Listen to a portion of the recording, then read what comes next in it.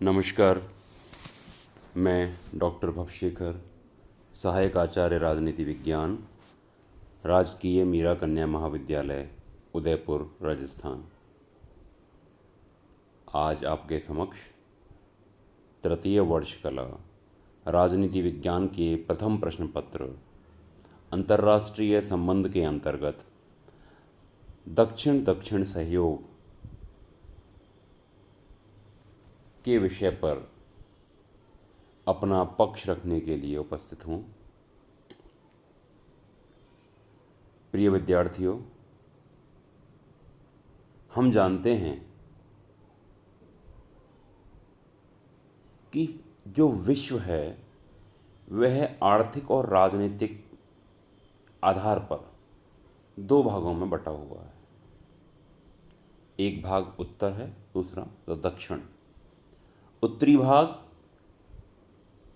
संपन्न या समृद्ध देशों का प्रतीक है और दक्षिणी भाग जो है वह विकासशील या अल्प विकसित या गरीब राष्ट्र जो हैं उनका प्रतीक है। पूर्ववर्ती वार्ताओं के दौरान हमने नवीन अंतर्राष्ट्रीय अर्थव्यवस्था और उत्तर दक्षिण संवाद के संदर्भ में चर्चा की। उसी कड़ी में आगे बढ़ते हुए आज हम लोग दक्षिण दक्षिण संवाद या दक्षिण दक्षिण सहयोग के संदर्भ में बातचीत करेंगे। सबसे पहले आवश्यक है कि दक्षिण दक्षिण सहयोग से तात्पर्य क्या है। जब हम इसके अभिप्राय पर बात करते हैं तो हमें यह ध्यान होना चाहिए कि दक्षिण दक्षिण सहयोग से जो तात्पर्य विकासशील देशों में आपसी सहयोग को बढ़ावा देने और आर्थिक व तकनीकी आत्मनिर्भरता प्राप्त करने हेतु किए गए प्रयासों से है। विकासशील व अल्प विकसित देशों को दक्षिण के देश कहा जाता है क्योंकि अधिकांश देश दक्षिणी गोलार्ध में स्थित हैं। दक्षिण दक्षिण संवाद से जो अभिप्राय है वह विकासशील देशों के मध्य आर्थिक सहयोग के लिए विचार विमर्श के द्वारा या आर्थिक सहयोग के द्वारा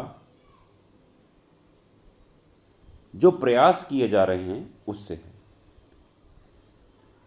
नई अंतर्राष्ट्रीय अर्थव्यवस्था की स्थापना हेतु एक सहयोग जिसे कि हम उत्तर दक्षिण सहयोग के नाम से जानते हैं उसके द्वारा प्रयास किए गए, किंतु समृद्ध और विकसित देशों की हठधर्मिता के कारण इसके कोई उत्साहजनक परिणाम दिखलाई नहीं पड़े और विकासशील देशों की जो निर्धनता थी या गरीबी थी वो बढ़ती चली गई। उनके ऊपर कर्ज बढ़ता चला गया, उनका जो बजटीय घाटा था वह बढ़ता चला गया और हम कह सकते हैं कि व्यापार के अंदर एक असंतुलन की स्थिति हमको देखने को मिली। फिर इससे सबक लेकर जो विकासशील राष्ट्र थे जो दक्षिणी गोलार्ध में स्थित हैं उन्होंने आर्थिक विकास के लिए परस्पर दक्षिण दक्षिण सहयोग की अवधारणा पर बल देना प्रारंभ किया। और दक्षिण दक्षिण सहयोग यह इंगित करता है कि विकासशील राष्ट्रों को उत्तरी गोलार्ध के विकसित राष्ट्रों पर अपने आर्थिक विकास के लिए निर्भर न होकर के परस्पर आर्थिक सहयोग के प्रयत्नों से आत्मनिर्भरता प्राप्त करने का प्रयास करना चाहिए। जो निर्धन राष्ट्र हैं उनमें निरंतर जो बनी रहने वाली मंदी है, आर्थिक मंदी की स्थिति, वो उत्तर दक्षिण वार्ताओं में जो गतिरोध की स्थिति है, वैश्विक स्तर की जो आर्थिक संस्थाएं उनकी जो अकर्मण्यता की स्थिति है, उन्होंने विकासशील राष्ट्रों के लिए दक्षिण दक्षिण सहयोग का नारा बुलंद करने का कार्य किया। द्वितीय विश्व युद्ध के पश्चात से हम देख सकते हैं कि विकासशील देशों को दक्षिणी के राष्ट्र कहा जाने लगा। तो दक्षिण शब्द जो है वो विकासशील या अल्प विकसित राष्ट्रों का एक प्रतीक है।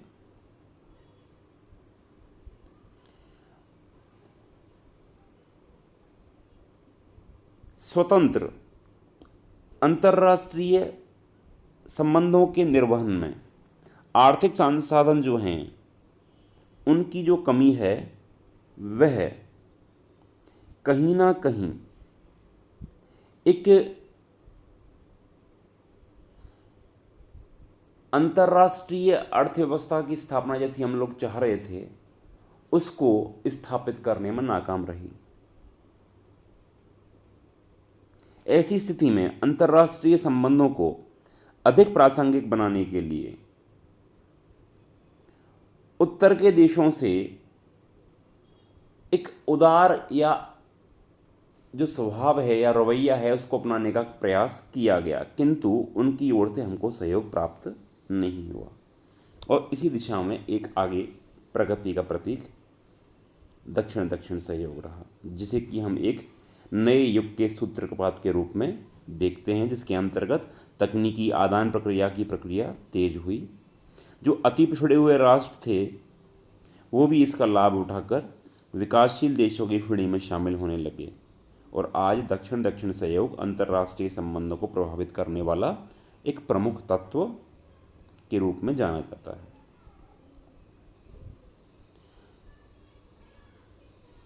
दक्षिण दक्षिण संवाद का जो वास्तविक सूत्रपात है सन 1968 में नई दिल्ली में आयोजित द्वितीय अंकटाड सम्मेलन में विकासशील राष्ट्रों में आपसी सहयोग की आवश्यकता पर बल देने के साथ हुआ। इसके बाद दक्षिण दक्षिण सहयोग की अवधारणा पर 1970 में लुसाका सम्मेलन में विचार विमर्श हुआ। 1974 में संयुक्त राष्ट्र संघ की महासभा ने जब नवीन अंतर्राष्ट्रीय अर्थव्यवस्था, जिसे कि हम नियो क्या कहते हैं, का आह्वान किया तो विकासशील राष्ट्रों के आपसी सहयोग का विशेष उल्लेख किया गया। फिर 1975 के लीमा में हुए विदेश मंत्रियों के सम्मेलन, कोलंबो में सन 1976 में हुए निर्गुट सम्मेलन और चौथे अंकटाड सम्मेलन के अंतर्गत इस अवधारणा की पुष्टि की गई। ग्रुप 77 की 1979 की बैठक में भी विकासशील राष्ट्रों के मध्य आपसी व्यापार की वृद्धि की आवश्यकता एवं सामूहिक आत्मनिर्भरता की आवश्यकता पर बल दिया गया। मई 1981 में काराकस में विकासशील राष्ट्रों के मध्य आर्थिक सहयोग पर हुई उच्च स्तरीय बैठक में इस विषय को एक नवीन आयाम प्रदान किए गए। नई दिल्ली में 1981 की अवधि में 44 देशों का सम्मेलन हुआ, जिसका उद्घाटन इंदिरा गांधी जी ने किया। इस सम्मेलन ने दक्षिण दक्षिण सहयोग के पुख्ता दिशा में होने के संकेत स्थापित करने का प्रयास किया। अक्टूबर 1982 में ग्रुप 77 के मंत्रियों ने न्यूयॉर्क में एक घोषणा स्वीकार कर विकासशील देशों के मध्य प्रशुल्क अधिमानों की व्यवस्था पर वार्ताएं प्रारंभ की। 1986 में हरारे में आयोजित गुटनिरपेक्ष आंदोलन का शिखर सम्मेलन के अंतर्गत उत्तर दक्षिण संवाद के स्थान पर दक्षिण दक्षिण सहयोग की आवश्यकता स्पष्ट रूप से प्रतिपादित की गई। दिसंबर 1991 में आयोजित G15 के राष्ट्रों के काराकस सम्मेलन ने विकासशील देशों के नेताओं में उनकी आपसी समस्याओं के प्रति जागरूकता उजागर की। तो इस प्रकार हम कह सकते हैं कि विभिन्न समयों पर, समय अंतराल पर विभिन्न प्रकार के प्रयास इस दिशा में किए गए।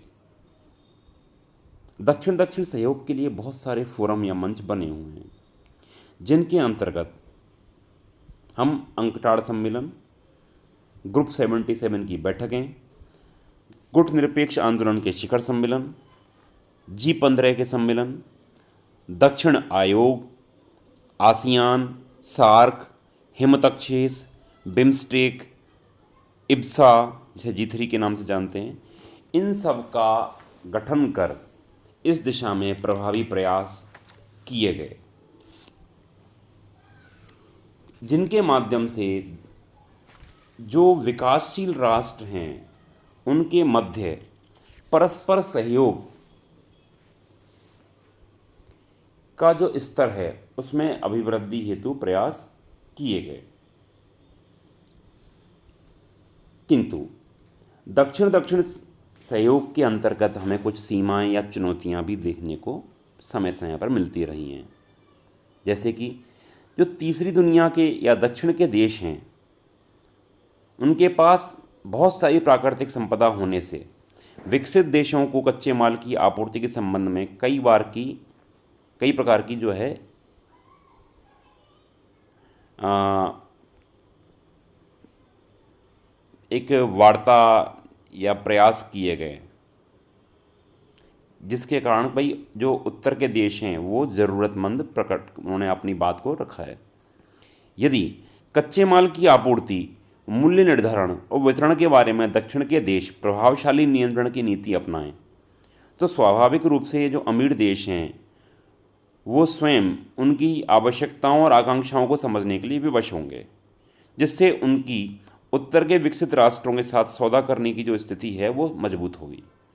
तेल उत्पादक अरब राष्ट्रों ने समकालीन वर्षों में विश्व की बड़ी शक्तियों के सम्मुख अपनी एकता प्रदर्शित की है।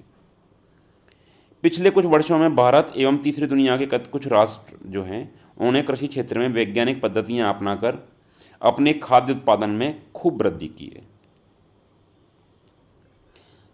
लेकिन इस प्रकार से कई राष्ट्रों ने इस प्रकार के कार्य किए हैं।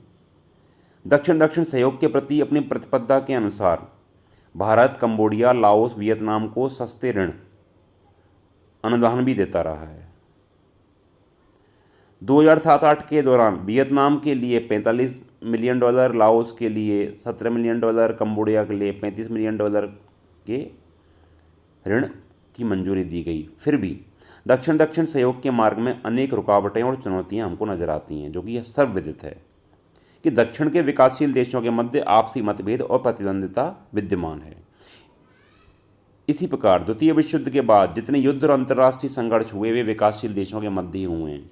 इनमें भारत चीन, भारत पाक, वियतनाम कंपूचिया संघर्ष, Iraq Iran, Ethiopia Somalia, Kuwait पर इराकी कब्जा, ये बहुत सारे इस तरह के उदाहरण इसके संदर्भ में हमको देखने के मिलते हैं।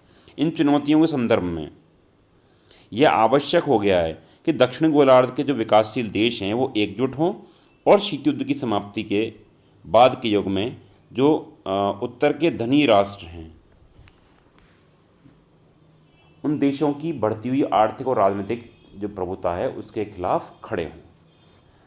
तो वर्तमान समय तक के जो कार्य इसके तहत किए गए उसके आधार पर हम कह सकते हैं कि दक्षिणी के राष्ट्रों को पुनः एकजुट होकर के परस्पर जो आपसी मतभेद हैं उनको भुला करके ऐसे प्रयास समेकित रूप में किए जाने की आवश्यकता है, जिससे कि जिस उद्देश्य के साथ में, जिस लक्ष्य के साथ में इसका प्रादुर्भाव हुआ है वह अपने अंतिम चरण की ओर पहुंच सकें या वो अपने लक्ष्य को प्राप्त कर सकें। धन्यवाद।